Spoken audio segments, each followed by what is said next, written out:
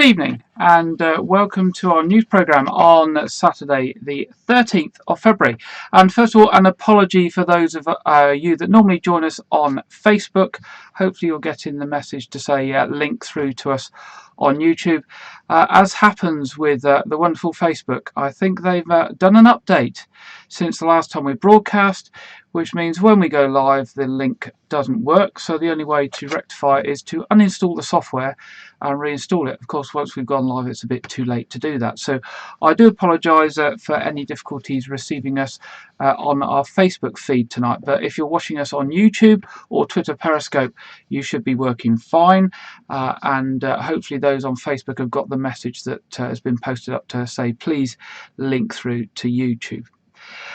So, in the news this week, confirmed cases and hospitalisations for coronavirus have continued to fall, which is good news. It is good news, and whilst it is good news, it's important to remember these figures have been falling from a very high level, and there's still a way to go. And the rates are still much higher than when we went into the second lockdown in November. Public Health Dorset have said they still need every single person in Dorset to play their part in bringing the cases down to a low level. The latest figures, and some of these are figures in the week because the latest ones today have not been released. 555 cases in Dorset of COVID over the last 7 days, 270 people in hospital, and unfortunately still 40 deaths in the last 7 days. On a very positive note, the vaccination programme has gone from strength to strength, with 201,211 doses having been administered as of the 7th. That's the latest data at the moment. There should be more data coming out at the end of the weekend.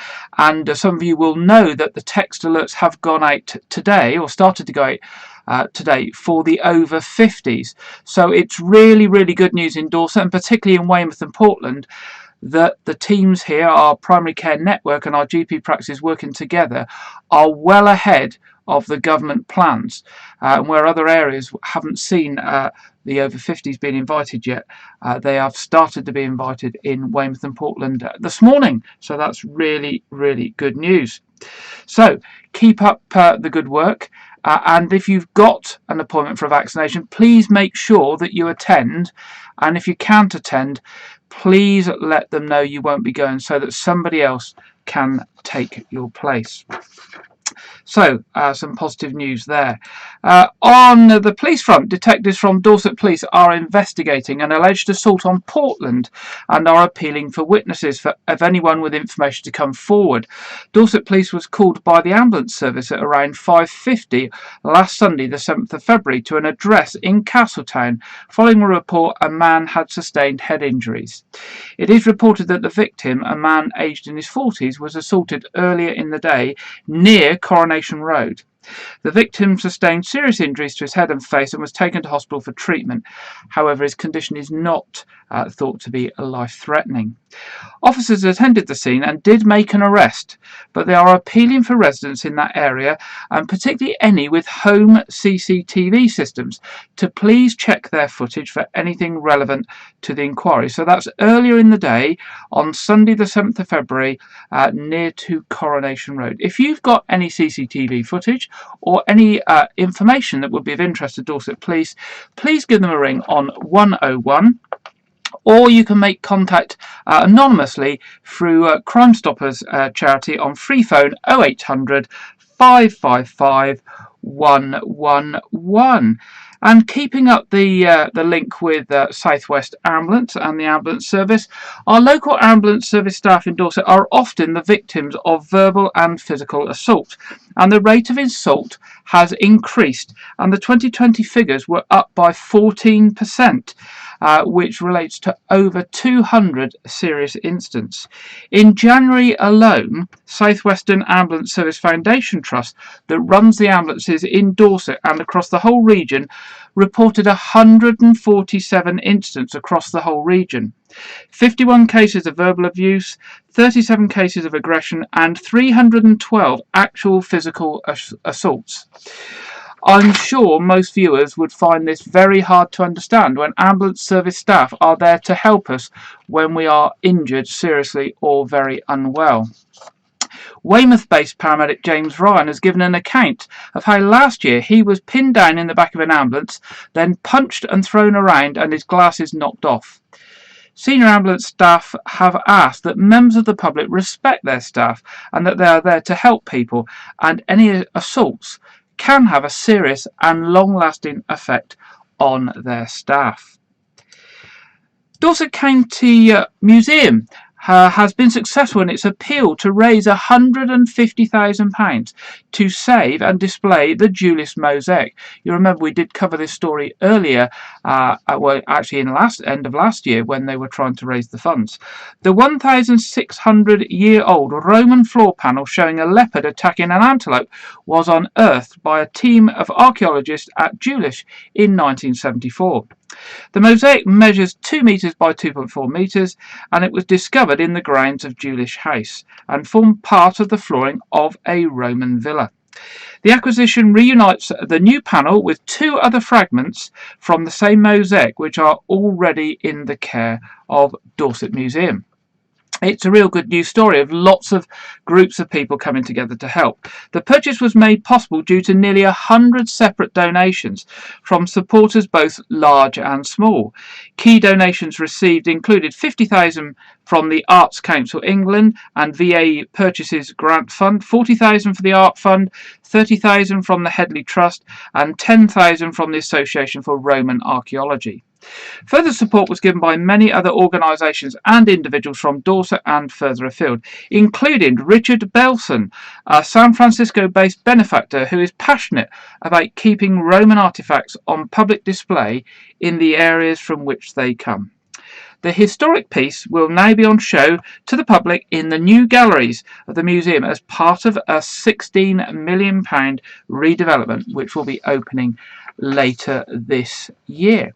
Dr. Claire Randall, archaeologist and vice chairman of the Dorset Natural History and Archaeological Society, said, "We are absolutely delighted to be able to retain the leopard and the gazelle mosaic from Duelist Villa within the area from which it originated. The mosaic is not only beautiful and one of the finest examples of figure work from Roman Britain, but is part of the story of Duelist Villa and its inhabitants. There were people living in Roman Dorset with wealth, connections and exquisite artistic taste, and it's objects like this that give us a chance to glimpse of their lives." So, good news story there. Another story that we've covered before, cycling without age. Remember, that's the tricycle, or the trishaws, I think they're called, that are taking elderly people out for rides across the area. They have said, Cycling Without Age have said, "Look out Portland, here we come." You may remember that previously we've reported that Cycling Without Age on its programme. The good news is they have met their fundraising target for a new trishaw to be bought and based on Portland. But now they need some help to run the service on the island and somewhere, more importantly, to store the trishaw. If you can help, please contact Cycling Without Age coordinator Des Lockery at des@cyclingwithoutage.org.uk or on 07867 937700. That's 07867 937700. Les will be really pleased to hear from you. Managers at Dorset County Hospital are wanting local people to get involved and help them choose the images that will be used as artwork on the sides of the Dorset County Hospital's new multi-storey car park. Again, we've covered this story before, and that's really good news that parking at the hospital is going to be improved. The metal facades will be added to 3 sides of the building and feature images of local landscapes and landmarks, a theme chosen by hospital staff to illustrate the hospital's catchment area. People are being asked to vote on the pictures. Now hopefully I can get them up on the screen and I will disappear. Here they are. You can see there are 9 possible local scenes, and there is a website that you can go to place a vote. You can also get that website address from the Dorset County Hospital website. What they want you to do is to go to the website, and out of those 9 iconic Dorset images, to pick your 3 favourites, and that will help the hospital management decide which artwork will be put on the side of the multi-storey car park. The hospital gained its planning permission back in September 2020 for the car park to be built, and this is the first phase of a major development plan which will see expansion of clinical facilities, including the emergency department and intensive care unit, as well as improved parking. So that's really, really good news. What else? Oh, it's gone back up. There it is. Have another look at it. I've put it back up. So have a choose of those three favourites from those 9 pictures. Turning to other stories, other expansion plans on the same theme. Kingston Morwood College have lodged plans with Dorset Council for an expansion. A new university hub and rural business application is part of the college's plan to diversify on the campus, a process which had already started with the creation of the Dorset Studio School and a £3.3 million animal sciences building. Proposals for a new £4.5 million building, which will go alongside the Agritech building close to Stinsford Farmhouse, will be part funded by the Dorset Local Enterprise Partnership. The planning application says the centre will serve as a university centre and rural hub, providing around 875 square metres of teaching, office and collaborative space, with the aim of enhancing the opportunities for young people in areas of poor social mobility, to enable growth in small rural business, predominantly in the area, and to provide a focus for partner universities to come together to utilise the estate and for the site to enhance its knowledge and transfer of research activities. The building will mainly be used by students in the 18+ higher education area undertaking university level studies. It will have a mixture of teaching, open areas, flexible learning, breakout spaces, together with a formal lecture theatre and cafe, and in warmer weather which will open out onto its own terrace. Comments on the planning application remain open until mid-March, so that's good news at Kingston Morwood. Lots of building going on at the moment. Turning to Dorset Council now. Dorset Council report, or a Dorset Council report, reveals that there could be a budget gap of as much as £40 million in its budget in 4 years' time. The medium-term forecast is based on increasing income from council tax, a small rise in business rates and a reduction in other grants to the council. This year's balanced budget, which will be approved this week, allows for the overall rise of 5% in council tax, and this maintains the county's position as one of the most expensive for council tax in the country. 3% of that rise will be for the social care project in particular. The changes will mean Band D properties paying to Dorset Council, the police and fire and rescue service, on average will be £2,112.85 a year. That obviously does not include any town or parish council precepts, which are added on top of that. A council report shows that the problems are likely to get worse, with a projection of council spending over the next 5 years showing the council's budget needs growing from £303 million in total to £381 million in total by the year 2025-26. 294 million of that from council tax, and over £42 million from businesses, and 2.5 million to come from other grants. Within the current year's budget is a saving on office property costs of £672,000, which includes for the consolidation of staff within County Hall from offices in Dorset, including Southwark's House and Prince's House, together with the termination of leases at Allenview House, Fernhill and Lynch Lane, Weymouth. So lots of changes there, with the Dorset Council trying to keep council tax down, but it still is predicting significant rises over the next few years. Turning now to Dorset and Wiltshire Fire and Rescue Service. They're now recruiting for the up-and-coming Prince's Trust Achieve programme. Working in partnership with the Prince's Trust, this 8-week course will be delivered digitally for young people aged 16 to 25 who are not in education, employment or training. The programme involves a mixture of group activity sessions via video calls to encourage the participants to get to know each other and build their confidence, as well as completing tasks set by staff for participants to complete.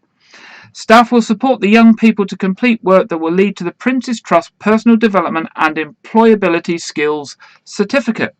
Topics being delivered over the 8 weeks include digital skills, preparing for healthy lifestyle, managing money, presentation skills and career planning, as well as receiving individual support to search and apply for employment opportunities.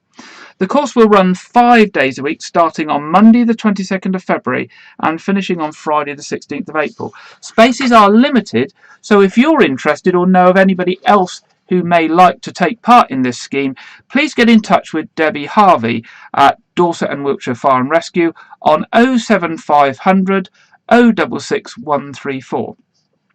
That's 07500 066 134.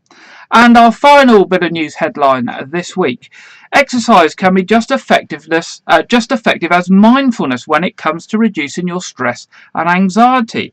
Such is the conclusions of a recent study by Cambridge University. Mindfulness is a form of meditation, which involves focusing your thoughts and sensations, and it has become popular in recent years for dealing with stress and anxiety. But now, Cambridge University experts say that it should not be assumed that meditation will always have a positive impact. Instead, people can reap mental benefits from physical exercise. As one doctor said, the main message here is don't assume mindfulness will work. We have much more evidence for the mental and physical benefits of physical exercise. Last year, it was found that people who exercise for 30 to 60 minutes at a time for 2 or 6 hours a week recorded the fewest days of poor mental health per month. So there we go. Exercise is good for you, good for the body and good for the mind too. So, turning to the first of our main stories this week, I'm sure you will have seen in the pages of your diaries or on your calendars that this weekend we have 2 significant entries in our diaries and our calendars. One being the Chinese New Year, which fell yesterday, and Valentine's Day, of course, which falls tomorrow. I am sure you may know something about one or possibly both of these, but do you actually know what they're all about and where they came from? So this week, Janet Hall looks at this for us on the first of our reports this week, looking at Chinese New Year and Valentine's Day. Hello. There are 2 big celebrations this weekend. The first of these is the Chinese New Year, and the second, which is tomorrow, of course, Saint Valentine. Chinese New Year. This annual celebration begins on the new moon that comes between January the 21st and February the 20th. The Chinese year will start this year on February the 12th, yesterday, and end on February the 1st, 2022, when the year of the tiger begins. The New Year, also known in China as the Spring Festival, is marked by the lunisolar Chinese calendar. This means the date changes from year to year. The festivities usually start the day before the New Year and continue until the Lantern Festival on the 15th day of the New Year. The celebrations will then officially kick off with a New Year's Eve family dinner, with fish and dumplings being served to encourage prosperity. Shu Sui, which translates as after the New Year's Eve dinner, follows the traditional feast, where families stay awake throughout the night and gather for fireworks at midnight to banish evil. Adults typically give children red packets containing money at Chinese New Year to help them avoid the evil and wish them good health. There is a long list of superstitions surrounding Chinese New Year, of things that have to be avoided on the first day of the festival. An example of these is the broom. If you sweep on this day, then your wealth will be swept away too. The other concerns crying children. The cry of a child is believed to bring bad luck to the family, so parents do their best to keep children as happy as possible. Each year, the biggest celebrations outside Asia take place in London, with thousands of people marking Chinese New Year across the capital. Colourful floats pass through the streets of the West End and Chinatown, along with dragon and lion dances as part of the vibrant Chinese New Year parade. This year, however, due to COVID-19, the celebrations will not take place in their usual way. Each Chinese New Year is characterized by one of 12 animals that appear in the Chinese zodiac. Last year was the year of the rat. This year is the year of the ox. People born in the year of the ox think very carefully before acting and are deeply devoted to their work. They have a great moral compass and know right from wrong, but like the dog, they are bad communicators. I found this interesting, so I looked up to see what I was, and I was born in the year of the pig. People born in the year of the pig are honourable, philanthropic, determined, optimistic, sincere, and sociable. I think I can go along with that. And now for Valentine's Day. So, who was Saint Valentine? The day gets its name from a famous saint, but there are several stories of who he was. The popular belief about Saint Valentine is that he was a priest from Rome in the 3rd century AD. Emperor Claudius II had banned marriage because he thought married men were bad soldiers. Valentine felt this was unfair, so he broke the rules and arranged marriages in secret. When Claudius found out, Valentine was thrown in jail and sentenced to death. There he fell in love with the jailer's daughter, and when he was taken to be killed on the 14th of February, he sent her a love letter, signed, "From your Valentine." The Romans had a festival called Lupercalia in the middle of February, officially the start of their springtime. It's thought that as part of the celebrations, boys drew names of girls from a box. There'd be boyfriend and girlfriend during the festival, and sometimes they'd get married. Later on, the church wanted to turn this festival into a Christian celebration and decided to use it to remember St. Valentine too. Gradually, St. Valentine's name started to be used by people to express their feelings to those that they loved. However, a University of Kansas English professor, Jack B. Orrock, had a different theory, which was noted in the Times. Through research, he determined that the poet Geoffrey Chaucer linked love with St. Valentine for the first time in the 14th century in the work The Parliament of Fools and the Complaint of Mars. Therefore, Orrock claimed that Chaucer invented Valentine's Day as we know it today. At the time of Chaucer's writing, February the 14th also happened to be considered the first day of spring in Britain, because it was the beginning of the birds' mating season. Very appropriate for a celebration of affection. So whether or not Chaucer can be fully credited, it is true that he and fellow writer Shakespeare popularised the amorous associations surrounding the day. By the 1660s, when Samuel Pepys wrote repeatedly of Valentine's Day in his diaries, high-class Londoners were treating the belief as more light-hearted fun than a search for true love.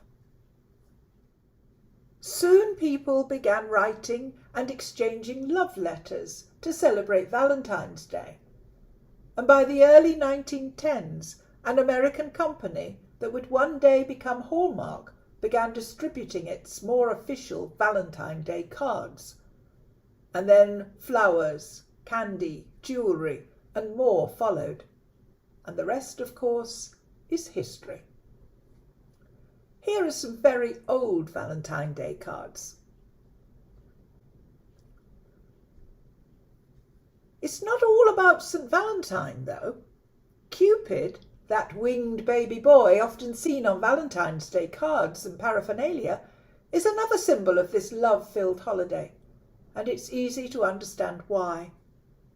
In Roman mythology, Cupid was the son of Venus, goddess of love and beauty. He was known for shooting arrows at both gods and humans and causing them to fall instantly in love with one another. While it's unclear exactly when Cupid was brought into the Valentine's Day story, it's certainly clear why.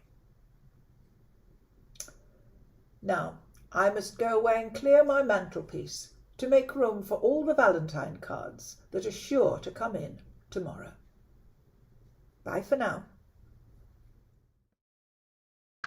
Thanks, Janet. And there we go. Learn a bit about the Chinese New Year and Valentine's Day. And I hope you weren't doing any brushing up tomorrow, but I hope yesterday, and I hope your children were happy so you don't get bad luck.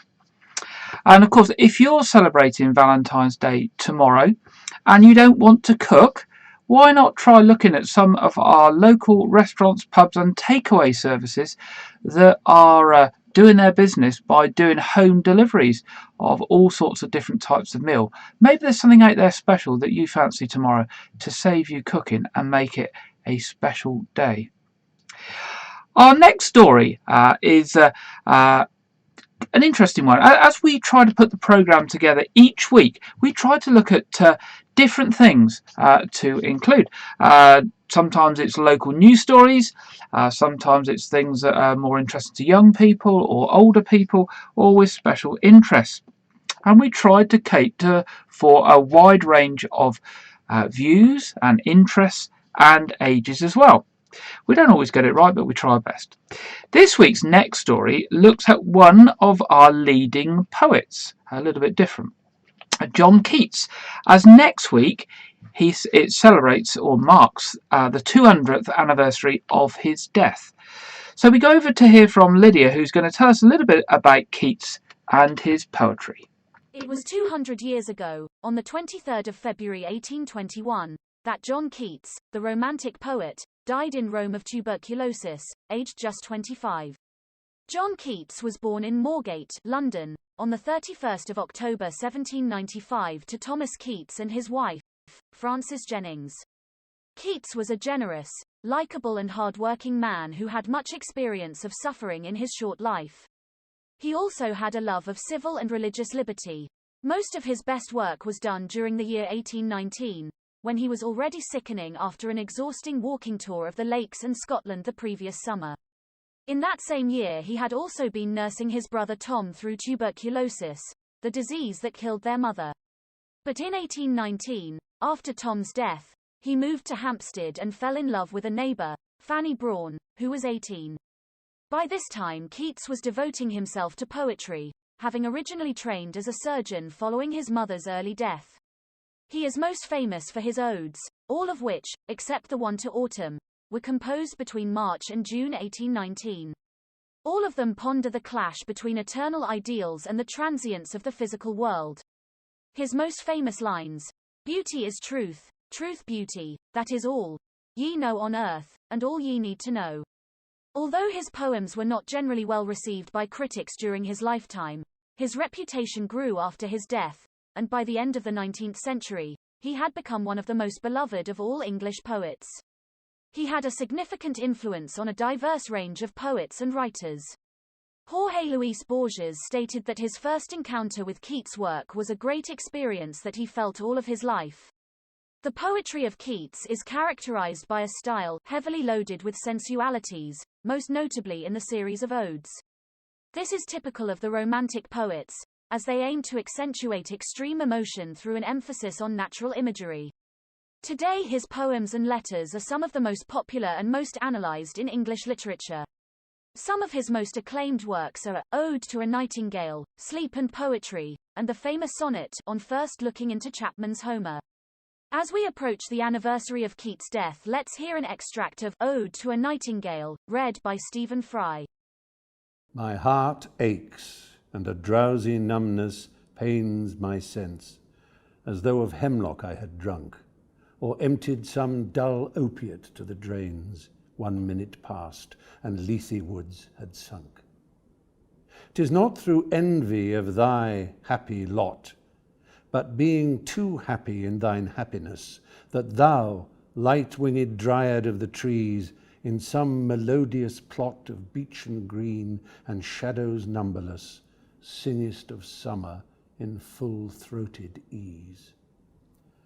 Oh, for a draught of vintage that hath been cooled a long age in the deep-delved earth, tasting of Flora and the country green, dance and Provençal song and sunburnt mirth. Oh, for a beaker full of the warm south, full of the true, the blushful Hippocrene, with beaded bubbles winking at the brim and purple-stained mouth, that I might drink and leave the world unseen, and with thee fade away into the forest dim, fade far away, dissolve, and quite forget what thou among the leaves hast never known, the weariness, the fever, and the fret here, where men sit and hear each other groan, where palsy shakes a few sad last grey hairs, where youth grows pale and spectre thin and dies, where but to think is to be full of sorrow.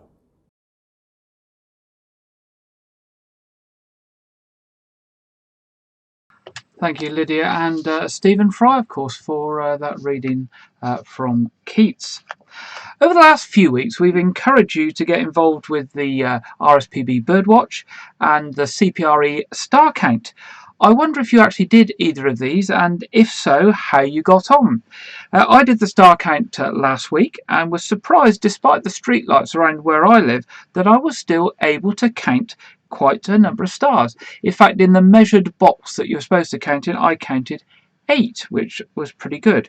In fact, when I submitted my information, it said that I could see more stars than 36% of the population, which was quite surprising. If you took part in either of those things, be interested to know how you got on. Do let us know.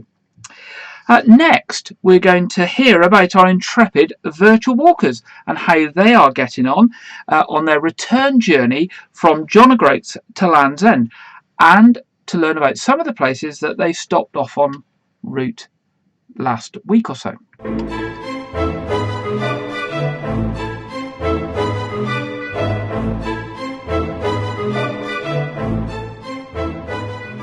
Hello everyone. I'm here today with another report from our lockdown walk. I must say it has been a tad chilly up in the northeast this week. We left Glen Eagles in a blizzard, which was all right for those who came prepared for skiing, but the rest of us suffered a bit. We took a short walk to Dunblane to see the beautiful memorial to the children caught up in that terrible shooting, and then on to Stirling Castle, which can be seen for miles as it's painted gold. We then headed for Edinburgh via the Forth Road Bridge, which we walked across and admired the view up the river, but Ali insisted on swimming back, even though he had to break the ice on the river bank.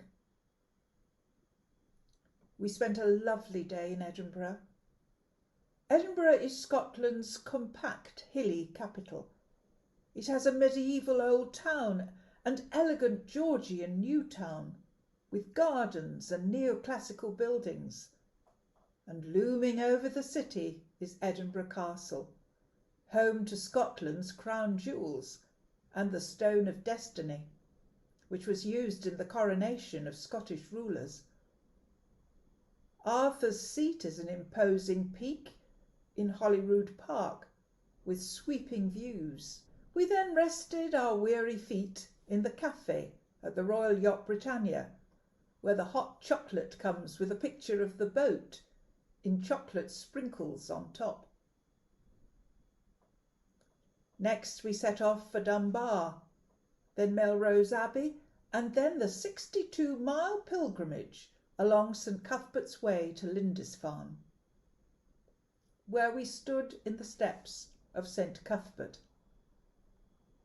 Cuthbert was an Anglo-Saxon saint of the early Northumbrian church in the Celtic tradition. He was a monk, a bishop and a hermit, and associated with the monasteries of Melrose and Lindisfarne, in what might loosely be termed the Kingdom of Northumbria, in north-east England and the south-east of Scotland.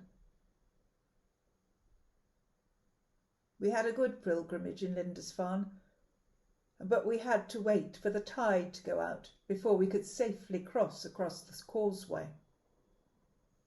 From there we went on to Alnwick and Newcastle, and as we were in the area, we decided to pop in and visit Pam de Wavrin at Roughside, overlooking the lovely Derwent Reservoir.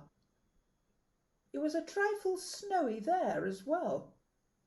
This is a picture from her house, but she waved at us as we went by and offered us a nice hot cup of chocolate. From there we strolled down the coast and eventually arrived in Newcastle.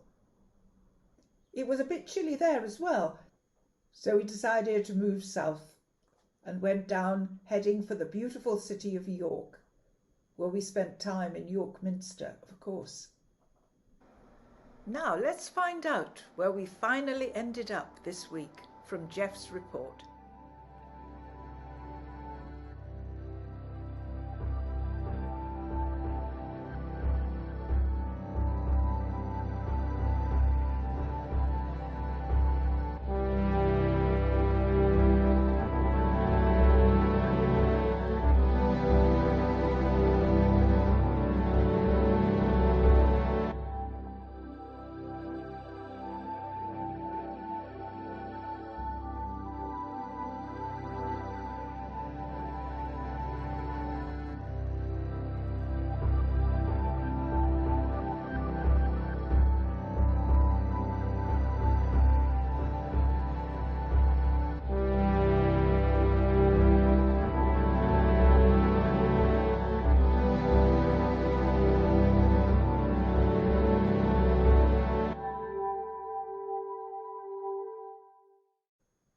So, we have ended up in Hull, and Ali has taken another opportunity for a swim.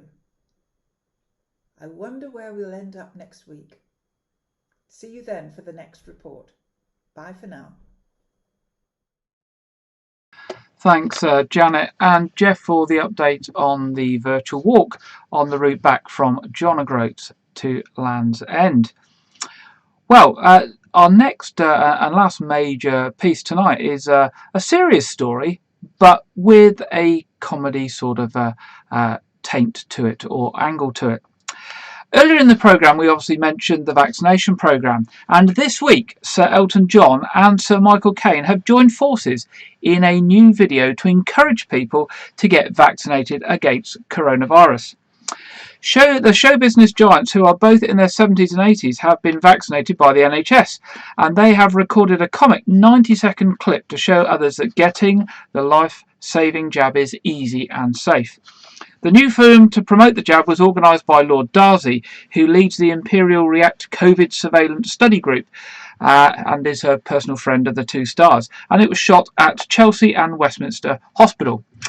Sir John said when talking about the filming, "I wanted to take part in this film to help show people the benefits of getting vaccinated and how it helps protect ourselves and the people we love. So I hope we can all come together and do our bit in the fight against this wretched disease." The film shows Sir Elton, 73, auditioning for an advert promoting the jab. And I think it's quite funny, and it does make a point. So let's have a look at the video now. Elton John, audition, take one. My name is Elton John. Cut there. Little less showbiz, Elton. My name is Elton John. Bit more showbiz. My name is Elton John. Let's go for your Michael Caine impression. Just let's see what it's like. My name is Elton John. Beautiful. Cut there. The more people in society that get vaccinated, the more chance there is of eradicating the national COVID pandemic. It's really important to know that the vaccines have all been through and met the necessary safety and quality standards. So this is the bit where you're going to have the vaccine now, Elton. So Right. just kind of pretend that you're having the vaccine from a nurse. Oh, What was that, Elton? that was me acting. Okay, let's cut there. And as you can see, I'm still standing. Yeah, yeah, yeah. Wow. Okay. Thanks, Elton. We'll let you know. Oh, well, at this short notice, you won't find anyone bigger. Thank you. Hello, my name is Michael Caine. I've just had a vaccine for COVID. It didn't hurt. Not many people know that. And cut there. Marvellous. That was fantastic. Thank you. Sir Michael. Claire, let the little fella know he didn't get the job. There we go, that's Sir Elton John and Sir Michael Caine trying to promote the vaccination and having a bit of fun as well at the same time. Thought if you hadn't seen that, you might like to see that. Now we're turning to the weather. And of course, it's been very, very cold this week. I've really struggled to get warm at all. But I wonder what the week ahead has got in full for us. So we're going over to Alex Deakin at the Met Office to hear about the weekend weather and the start of the week. Hello, welcome to your weekend weather update from the Met Office. Milder weather is on the way next week. The weekend, however, it is still going to be feeling pretty cold out there, thanks chiefly to a strengthening wind. Now, for many, Saturday's a fine day, dry and bright, but it is going to feel cold, and the major exception to that dry and bright theme, Northern Ireland, where we are looking at potentially some quite heavy snow for a time.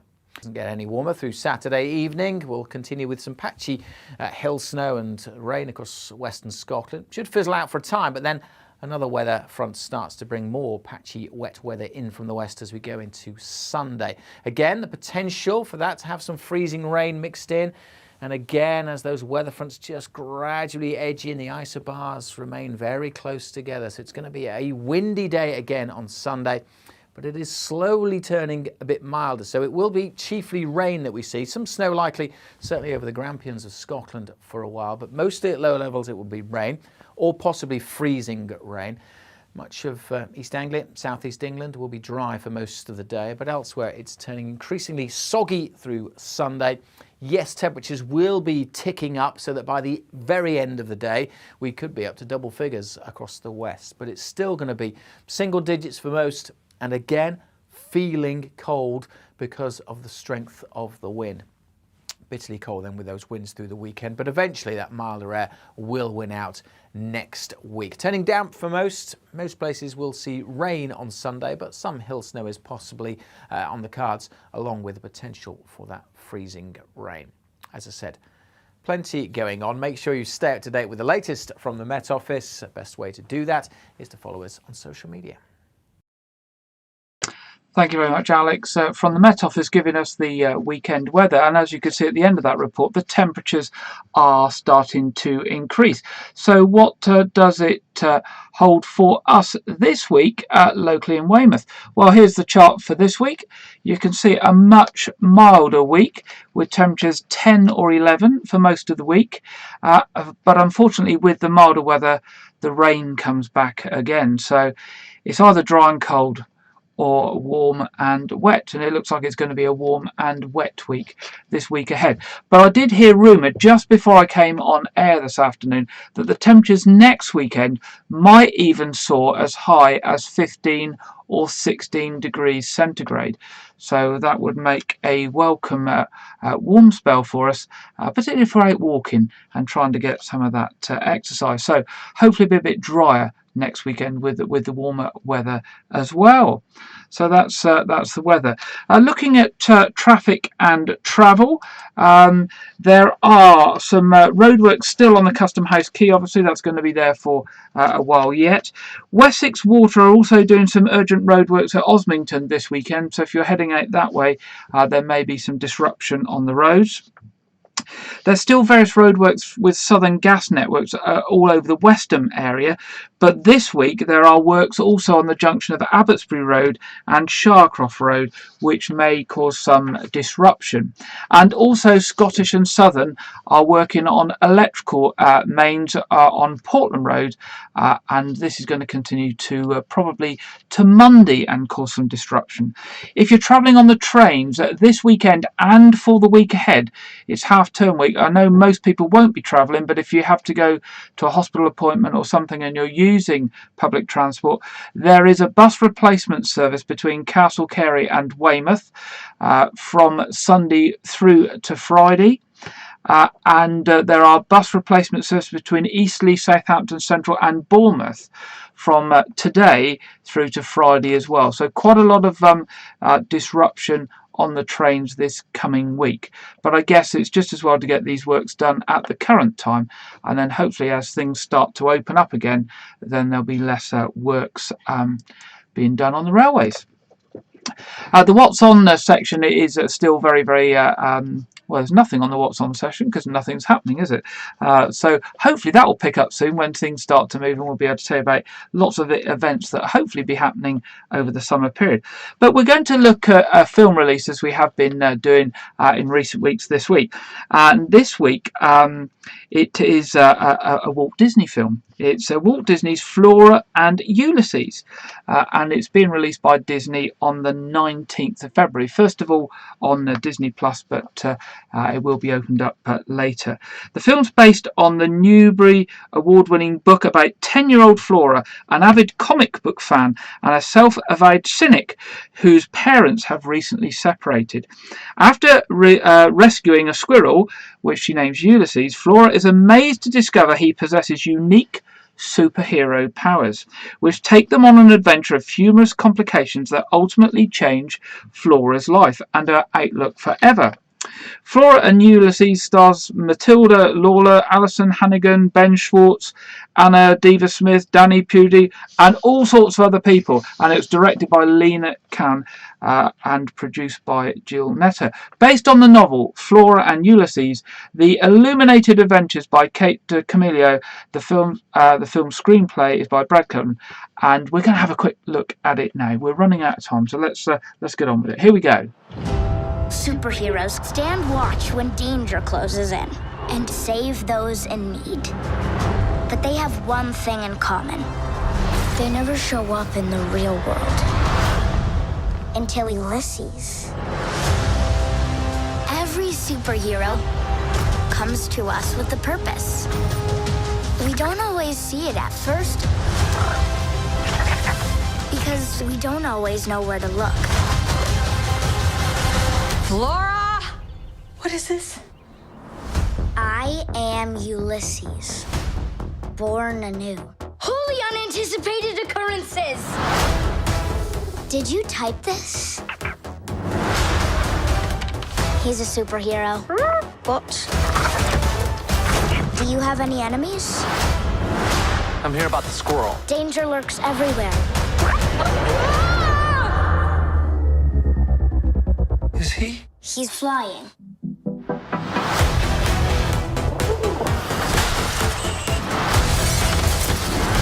There was a change in the air.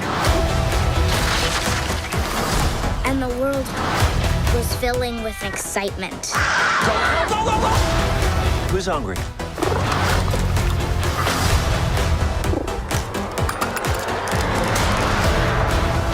on now!